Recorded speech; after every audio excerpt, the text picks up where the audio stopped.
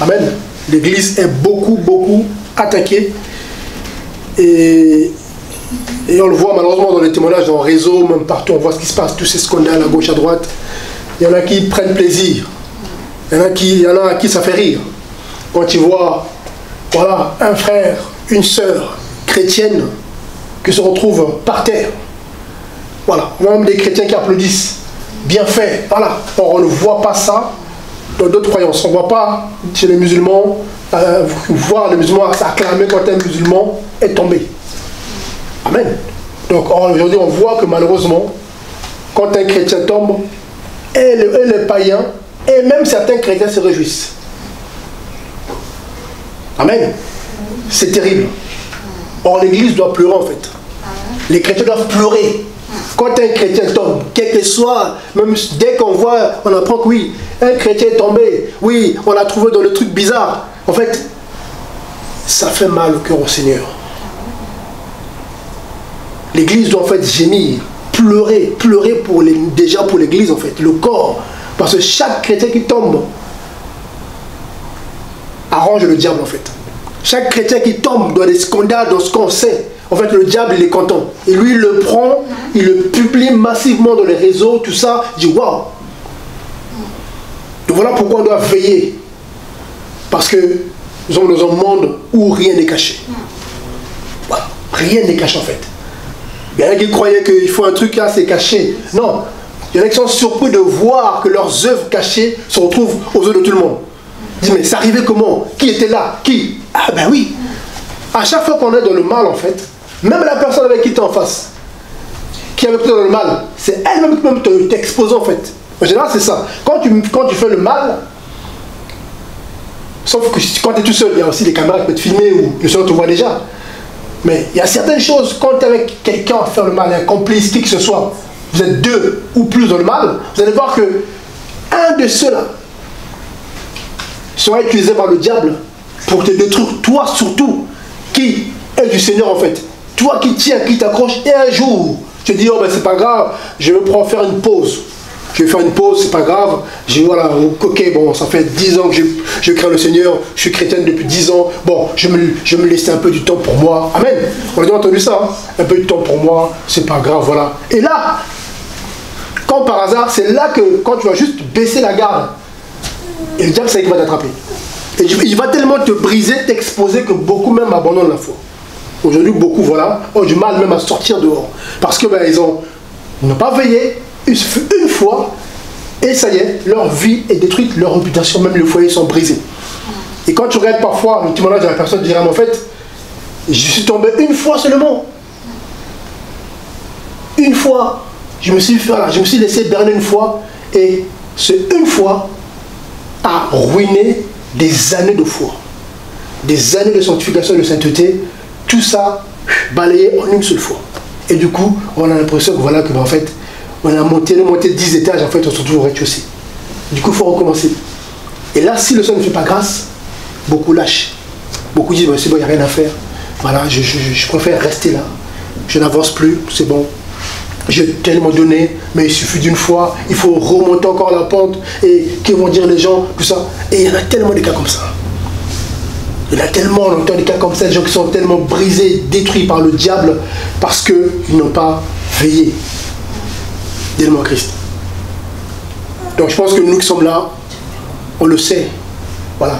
On est au courant, amen, on est tous un peu, voilà, on suit un peu les réseaux, on suit un peu autour de nous, on entend des choses en fait. Donc on le sait, on sait que le diable ne va pas nous laisser quoi que ce soit en fait, il n'y aura pas d'espace. Surtout nous qui sommes là, parce qu'il sait qui nous sommes en fait. Quand on prie comme ça, là, même dans nos vies, on s'accroche, tout ça, donc les démons nous regardent en fait, on est observé. Ils attendent seulement une grosse erreur. Parce que nous branchons tous, c'est vrai. On branche le pensée, oui. On tombe, ça arrive. Mais tomber, il y a tomber en fait. Voilà. Il y a péché. Amen. Ça aussi, on pourra en parler si le Seigneur permet. Il y a tomber. Il y a tomber dans le sens où la chair est faible. Amen. La chair est faible parfois, oui. Dans les réactions, voilà, une manière de réagir parfois, voilà, une manière de penser. Voilà, il y en a par exemple, quelqu'un cherche, voilà, ou à la maison ou au travail, tu manques de maîtrise parfois, ça peut arriver. Tu branches, tu pêches et tu te ressaisis, Seigneur, pardonne-moi parce que, voilà, j'ai manqué de patience, j'ai manqué de maîtrise. Amen. Du coup, on se ressaisit. Mais il y a tombé où on sait que là où je vais là, je vais faire quelque chose de mal. Là où je vais là, je vais aller voler. Je vais aller tromper. Je vais aller monter. Donc je sais que là, en fait, je sais que là, je vais aller pécher.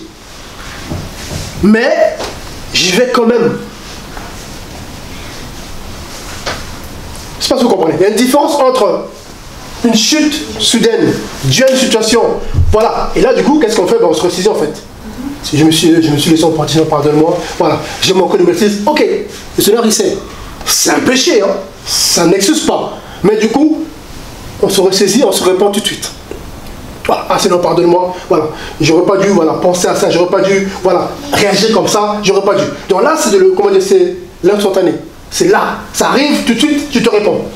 Mais c'est différent de quelqu'un qui connaît la parole, à qui le diable envoie une tentation dans son esprit, qui comprend que oui, là, c'est un piège, c'est un péché, mais qui prend plaisir de laisser ça là et de rentrer dedans, jusqu'à aller tomber dedans. Bon, prenons par exemple, prenons Jacques 1, regardez, Jacques 1.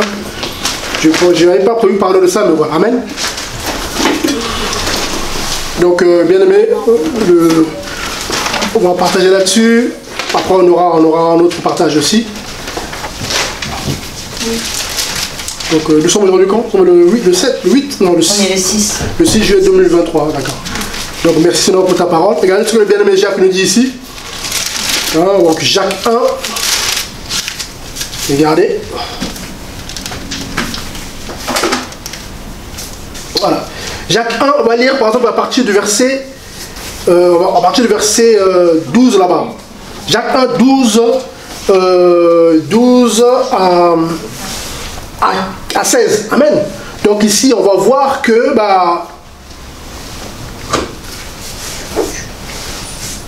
il y a péché et péché. Il y a chuté et chuté. Donc, on branche de plusieurs manières. Et dans ces chutes-là, il y a des chutes qui arrivent, oui, qui arrivent par rapport à, oui, la chair est faible, même s'il ne faut pas, amen, il faut au maximum, amen, éviter, mais il peut arriver parfois que, oui, on branche. Donc les choses sont spontanées en fait. Tu arrives et le Saint-Esprit en nous t'interpelle en fait. Mon fils, ma fille, ce que tu viens de dire, ce que tu viens de penser là, c'est pas bon. Ah, Seigneur, pardonne-moi, j'aurais pas dû. Ça s'arrête là, amen. La repentance arrive tout de suite en fait. Et du coup, le sang de Jésus-Christ, d'après 1 Jean là-bas, 1 Jean 2, 1 Jean 3, nous purifie en fait. Donc on tombe, le Saint-Esprit qui est là, nous interpelle et on se répand. Et le sang de Jésus nous lave. Et du coup, on demeure toujours pur en fait. C'est-à-dire que tous les jours, on est de la sanctification. C'est-à-dire que nos robes demeurent pures. Parce que quand on branche, tout de suite, l'Esprit nous dit, ah, là, tu as branché. Ah oui, pardonne-moi Seigneur. Ok. Du coup, cette tâche-là qui est arrivée, directement en fait, rapidement, le Seigneur l'enlève. Parce qu'on s'est repenti. Il dit, ah Seigneur, pardonne-moi, oulala, j'aurais pas dû réagir comme ça. Or ici, c'est quelqu'un, c'est un croyant qui tombe et qui reste en fait. C'est-à-dire qu'il reste là-dedans. Et Jacques dit quoi? On peut lire, hein? Donc Jacques 1, 12 à 16, trouve peut lire. Béni est l'homme qui endure la tentation, parce que, ayant été approuvé, il recevra la couronne de vie que le Seigneur a promise à ceux qui l'aiment. Oui. Que personne, lorsqu'il est tenté, ne dise « Je suis tenté par Elohim », car Elohim ne peut être tenté par le mal, et aussi ne tente-t-il personne. Mais chacun est tenté quand il est attiré, attrapé avec un appât par sa propre convoitise. Après que la convoitise a conçu, elle enfante le péché, et le péché étant accompli engendre la mort. Mes frères bien-aimés, ne vous égarez pas, tout ce qui nous est donné d'excellent et tout don parfait vient d'en haut et descend du Père. Amen. Amen. Donc ici, on apprend ici, le verset 15 nous dit, même le verset 14 déjà, mais chacun est tenté quand il est attiré et amorcé, ça dépend des versions, amen, amorcé par sa propre convoitise. Ça veut dire que là, le diable nous tente. Il envoie quelque chose, des pensées, tout ça. Ou une situation, voilà. On peut prendre plusieurs exemples, hein. Chacun, voilà. Il y a des exemples, on peut prendre, voilà. Soit, tu vois, un truc qui traîne au boulot, je sais pas, j'ai rien à manger, ou voilà, tu as un téléphone qui traîne au travail, ou voilà, tu connais la personne qui, comment dire, à qui est le téléphone, ou l'argent, c'est pas ton argent, tu sais que c'est pas ton argent, tu le sais. Et là, tu te retrouves face à un dilemme. C'est pas mon argent, donc moi je suis chrétien, je ne vais pas le prendre. Si je le prends, je vais chercher à le rendre à son propriétaire. Peut-être qu'il a oublié tout ça. Mais quelqu'un d'autre va dire non, non, c'est pas mon argent, mais je vais quand même essayer de le prendre. Et je vais faire quelque chose avec, j'ai besoin de ça pour... Vous voyez? Ah, je dois faire des courses, wow, il y a de l'argent là-bas, comment je vais faire? Du coup, dans son esprit, on tombe dans ce piège-là en fait. C'est-à-dire que le diable commence à l'attirer pour commettre le péché. C'est-à-dire que là, il est dans le, comment dire, dans le processus en fait. Et que là, le diable le tire. L'attire pour voler. Et quand il a volé, c'est l'image en fait de celui qui consomme en fait le péché. Donc en gros, c'est ça.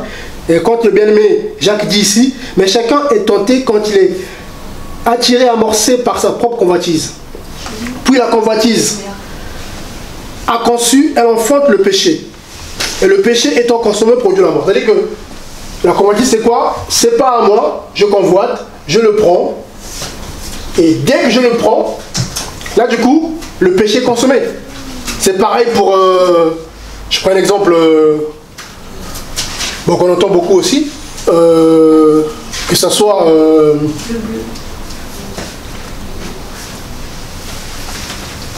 par exemple, par exemple de l'adultère, l'impudicité, c'est pareil.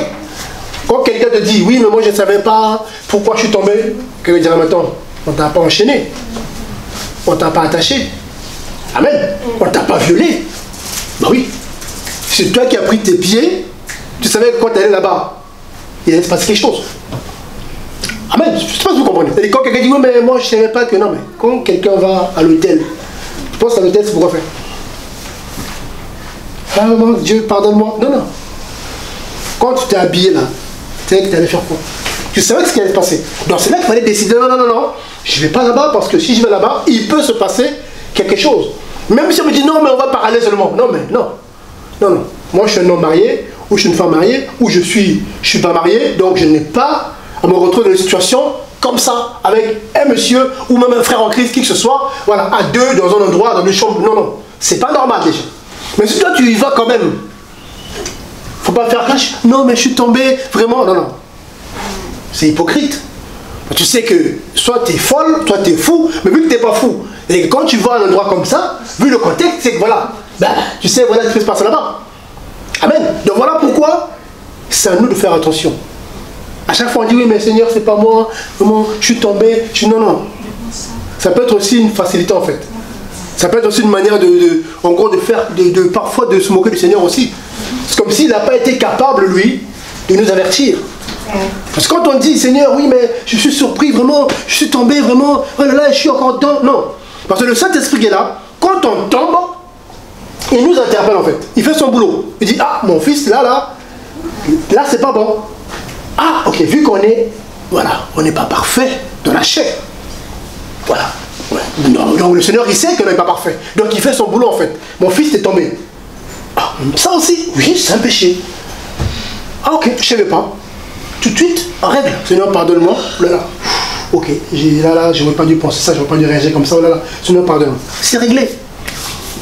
Mais celui, quand le Seigneur te dit, ah, regarde, tu es en train d'être attiré là. Il y a un piège. Voilà. On te présente une belle voiture, on te présente de l'argent, mais tu sais rien. C'est quoi la finalité de tout ça? C'est le péché. Et du coup, bon, qu'est-ce qu'ils font? Seigneur, comprends seulement, j'ai besoin d'argent. Donc si j'y vais pas, je ne pourrai pas manger, je ne pourrai pas payer ici, je ne pourrai pas faire ça. Si je ne mens pas, il y a ça aussi, hein, si je ne mens pas, ben du coup, je n'aurai pas droit à ça. Donc, je suis obligé de mentir. Parce que si je dis la vérité, ça va me coûter quoi? Ceci, cela. Parce que la vérité, pour beaucoup, ça peut changer leur vie. Il y a des gens, en disant la vérité, ils passent d'une vie de bonheur à une vie de souffrance. Parce que la vérité de sa vie, c'est la souffrance à la base. Mais la personne a menti, et ce mensonge a fait que la personne arrive à un niveau de vie de bonheur. En fait, son bonheur est fondé sur le mensonge. Et le jour où il dira la vérité ou elle dira la vérité, ben, du coup, naturellement, il va quitter cette étape-là pour se retrouver là où il doit être selon le Seigneur, en fait. Selon t'appelle à être dans une souffrance, dans un premier temps, mais toi, tu ne l'assumes pas. Mais sinon, non, mais quand même, moi, je veux habiter dans une maison et je veux pas un appartement. Non, je vais inventer des histoires. C'est connu, ça. Je vais mentir aux autorités que voilà, voilà, ma situation, c'est comme ça. En réalité, non, ta situation n'est pas comme ça. Mais tu mens. Les fausses déclarations. Ça arrive aussi, on déclare des faussetés. On déclare, ouh là là, je suis seul, je galère. Ah! Les autorités vont dire quoi? Ben ok, la personne est seule, elle n'a rien, on va l'aider à hauteur de temps. Mais si la personne disait la vérité, elle aurait passé de 1000 à 100. Mais pour ne pas perdre les 900 €, elle va mentir. Ah non, c'est comme ça. Même quand on contrôle parfois, on va contrôler la personne. Parce qu'on est en France, si je vais prendre un exemple en France, c'est un exemple par rapport à la France. Chaque année, il y a des contrôles. Est-ce que la situation a changé? Oh non, ça n'a pas changé. Alors, et pourtant, la situation dès le départ n'est pas bonne. Et la personne, tous les ans, continue à renouveler son mensonge. Tous les ans. Tous les ans. Donc avec une conscience pour lui, en fait. C'est-à-dire que sa conscience se dit, mais attends, mais mon ami, tu mens. Oui, mais si je dis la vérité, je perds tout ça. Si je dis la vérité, je n'aurai plus ça. Si je dis la vérité, ça, j'aurai plus. Si je dis la vérité, voilà. Parce que ça, en réalité, c'est pas moi. Donc pour le garder, je ne dis pas la vérité. Mais Dieu comprend. Amen. Elle dit ça. Dieu comprend, Dieu fait grâce. Le Seigneur, il sait que ce n'est pas facile pour moi. Et du coup, on va commencer à s'inventer des choses, en fait. On va commencer à croire que le Seigneur est capable d'accepter, de cautionner le péché. Beaucoup de ce qu'ils pensent. C'est-à-dire qu'à force de prier, de jeûner, ils pensent qu'on peut changer la vue du Seigneur, en fait. C'est-à-dire que le Seigneur peut passer de mensonge en vérité parce que je suis son fils, je suis sa fille. Là, c'est l'hypocrisie. Amen. Donc, en fait, aujourd'hui, en fait, c'est ce qui se passe dans la vie de beaucoup, surtout dans l'église, en fait. Le chrétien doit faire attention. On doit veiller tous les jours, en fait. La sanctification, c'est pas facile. Mais grâce au Saint-Esprit, c'est facile. Voilà. Donc, celui qui vit la sanctification charnellement ne va pas réussir, en fait. Le païen peut essayer, mais il va tenir 2 jours. Ah, moi, je vais arrêter de mentir, je vais arrêter de voler, je vais arrêter de tromper, je vais arrêter de fumer, je vais arrêter de boire à l'excès, je vais arrêter. Ça va tenir 1 semaine. La semaine d'après, ça commence à bouillonner en lui. Après, il retombe dans la même chose. Parce qu'il n'y a pas le Saint-Esprit qui est là, en fait. Or, nous, si on arrive à résister, si on arrive à tenir, là on ne tenait pas hier, on était païen, c'est grâce au Saint-Esprit. Voilà. Ce n'est pas par notre propre force. En fait, c'est par la force du Saint-Esprit. Ce n'est pas par notre propre capacité. C'est le Saint-Esprit en nous qui nous donne cette capacité, en fait, de pouvoir produire les bonnes choses. Parce que sans le Seigneur, tout ce qu'on produit en réalité n'est pas bon. Ça peut paraître bon devant les humains, mais tout ce qui n'est pas lié au Seigneur, en réalité, n'est pas bon.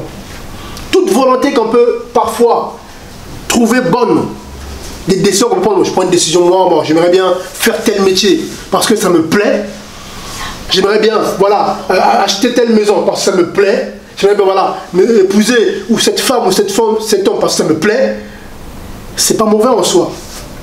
Mais si c'est pas la volonté parfaite du Seigneur, c'est pas bon. Et pourtant c'est pas mauvais.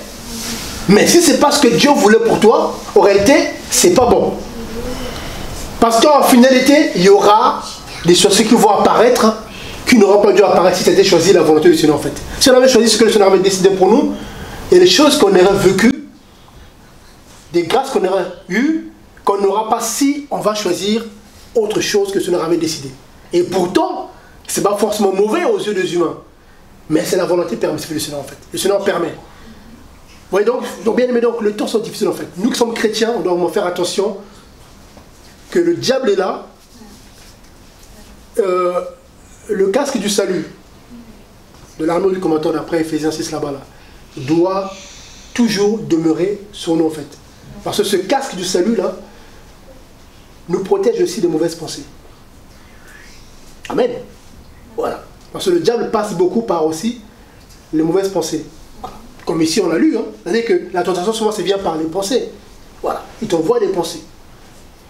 Tes yeux voient, ok, et boum, pensée. Donc soit tu es fort grâce au Seigneur. Ok, j'ai vu quelque chose qu'il ne fallait pas voir, je m'en fiche, amen, je continue mon chemin. Mais la pensée viendra quand même. Voilà. Ah, j'ai entendu quelque chose qu'il ne fallait pas entendre. Oula. Mais la pensée viendra quand même. Mais si toi, dans ce que tu as vu, la pensée vient, au lieu de la rejeter, dis non, non, non, arrière Satan dans Jésus-Christ, toi tu fais quoi? Tu gardes la pensée. Ah oui, c'est bien. Voilà. En fait, tu ne rejettes pas, tu condamnes pas, tu gardes. En fait, voilà, c'est dans ton esprit, en fait, c'est dans un coin. Le diable va faire quoi? Il va travailler ça. Il va travailler ça. Jusqu'au jour où tu vas finir dedans. Tu diras, mais, wow, mais comment j'ai pu faire ça? En fait, tu as oublié que la première fois quand ça t'est arrivé, là, au lieu de rejeter, tu n'as pas rejeté. Tu as gardé.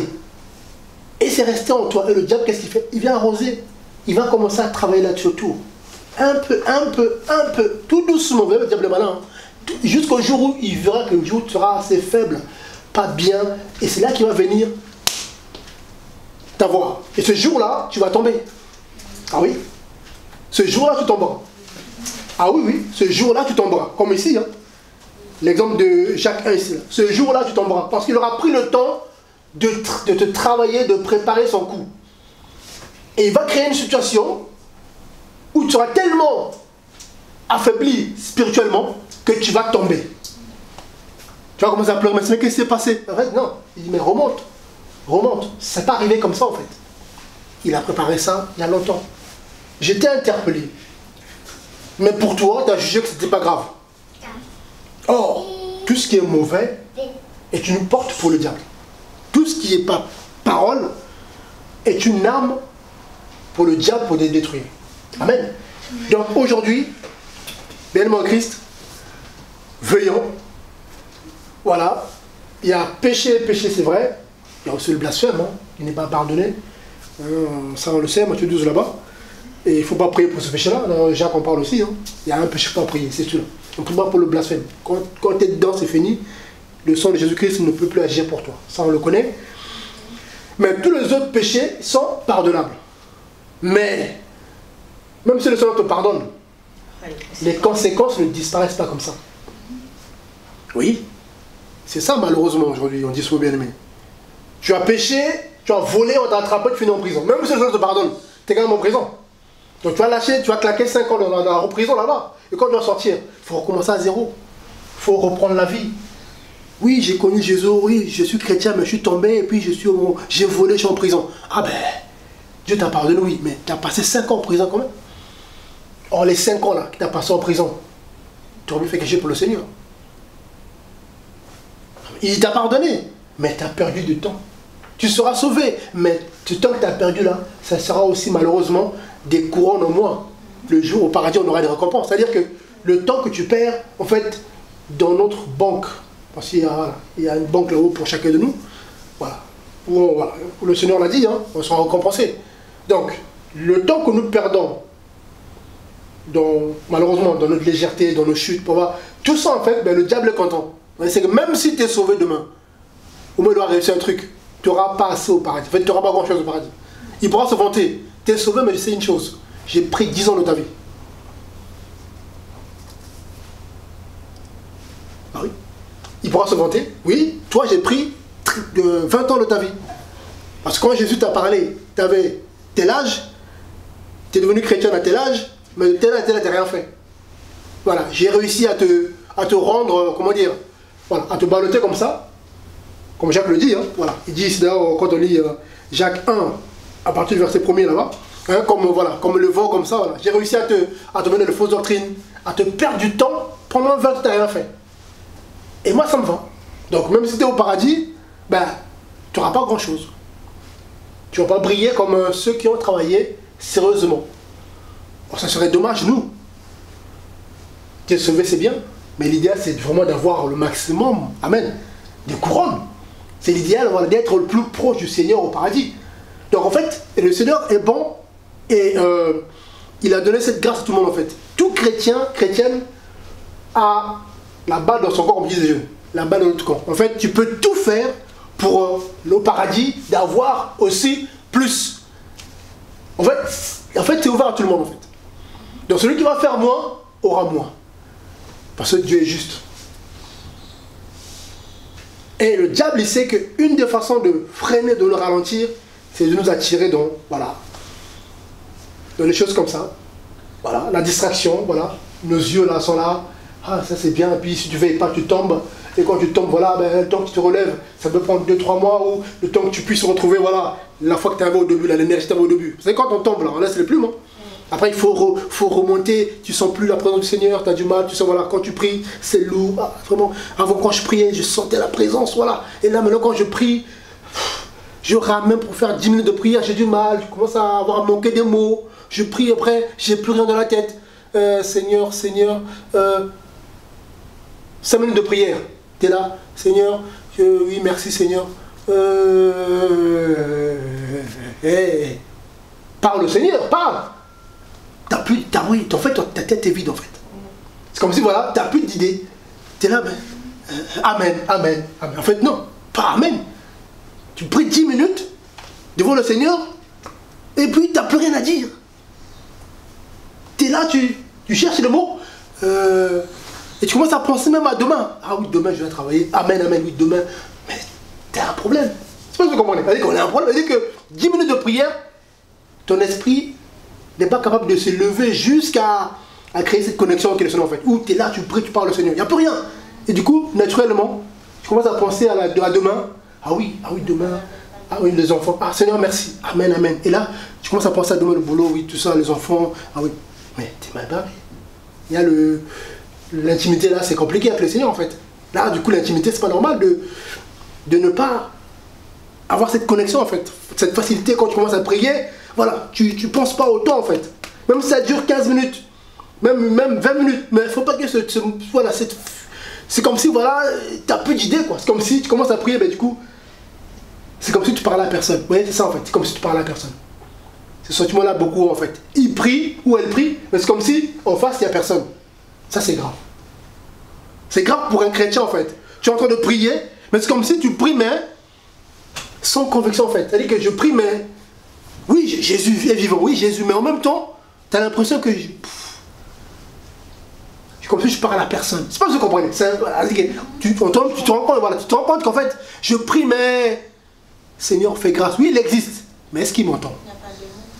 Est-ce que vraiment moi, il m'entend? Et qu'il n'a pas cette conviction, en fait. Et tu sais qu'il t'entend, c'est vrai, il t'entend, mais en même temps, toi, personnellement, tu te rends compte que ah, Seigneur, aide-moi. Après, tu sens que voilà, tu t'arrêtes. Tu n'as plus de mots. Parce que, au fond de toi, tu te rends compte que ton âme te dit que voilà, tu sens que voilà, mon gars, connexion là, il y a un problème. Et du coup, tu t'arrêtes. Tu t'arrêtes. Or, quelqu'un qui, quand tu pries, tu sens que voilà, et sans ton temps, mais tu vas prier, quoi, tu vas parler au Seigneur. Tu parles au Seigneur, en fait. Parce que ton esprit te dit, voilà, il t'écoute. Et du coup, il y a un dialogue, en fait. C'est-à-dire que tu parles au Seigneur, en fait. C'est naturel, voilà. Tu t'en fiches, même qu'il y a des gens, tu parles au Seigneur. Ça passe. Mais quand ça, ce truc-là, tu l'as plus. Tu vois, ce côté où, voilà, tu auras du mal à prier, tu prieras moins. Ça, c'est une certitude, en fait. Quelqu'un qui a plus cette connexion-là, tu vas prier par automatisme. Il faut prier le matin, il faut prier le soir avant de dormir. Mais en réalité, quand on creuse, il n'y a rien. On rentre dans les habitudes, en fait. C'est une habitude. Seigneur, je prie. Merci, garde-moi, Seigneur, parce que je sais qu'il y a des ennemis qui vont m'attaquer. Je sais qu'il y a des sorciers. Vous voyez les motivations, du coup? On prie parce qu'on sait qu'il y a le diable et le démon. On prie parce qu'il faut parler au Seigneur. Donc on commence à prier parce qu'on a peur que Ma famille, il y a des sorciers. Hein. Moi, ma famille, j'ai pas de problème. Hein. Garde-moi, Seigneur. Mais c'est tout. Mais il n'y a plus ce côté où je prie parce que, ben non, moi, je parle au Seigneur en fait. J'ai une question. Voilà. C'est juste que parfois, on dit on prie. Mais la personne, en fait, il n'ouvre pas la bouche. En fait, la personne juste fermé ses yeux. Il a dit qu'il prie dans son cœur. C'est normal? Il ne parle pas du tout. Mais il a juste fermé ses yeux. C'est normal, ma soeur Roby. C'est normal. On va en parler si tu veux. Tu avais une question aussi? Tu as levé la main. Non, finalement, non, ça. Mais c'est possible de prier dans son cœur. Mais pas tout le temps. Moi, je connais une... Qu'est-ce que vous en pensez? Voilà. J'avais creusé sur ça dans les Écritures. J'avais vu des petits versets. Ouais. Par exemple, Anne, qui est dans le temple, elle mime les mots avec sa bouche, mais rien ne sort de sa bouche. Et donc ça veut dire qu'elle prie dans son cœur, Anne, au temple. Quand elle s'est confessée, enfin quand elle a dit à Dieu de lui donner un enfant, elle priait sans que aucun son sorte de sa bouche. Donc ça signifie que on peut aussi prier dans son cœur. Après tout le temps, ça je... Oui, moi je connais une dame, elle prie, tout le temps, elle n'ouvre pas sa bouche. En fait, ça dépend, parce qu'en fait, c'est vrai même que... Même pas un mot. Le problème, c'est que les gens... vulgairement, on dit prière, mais toutes les prières n'ont pas le même but. Non. Oui.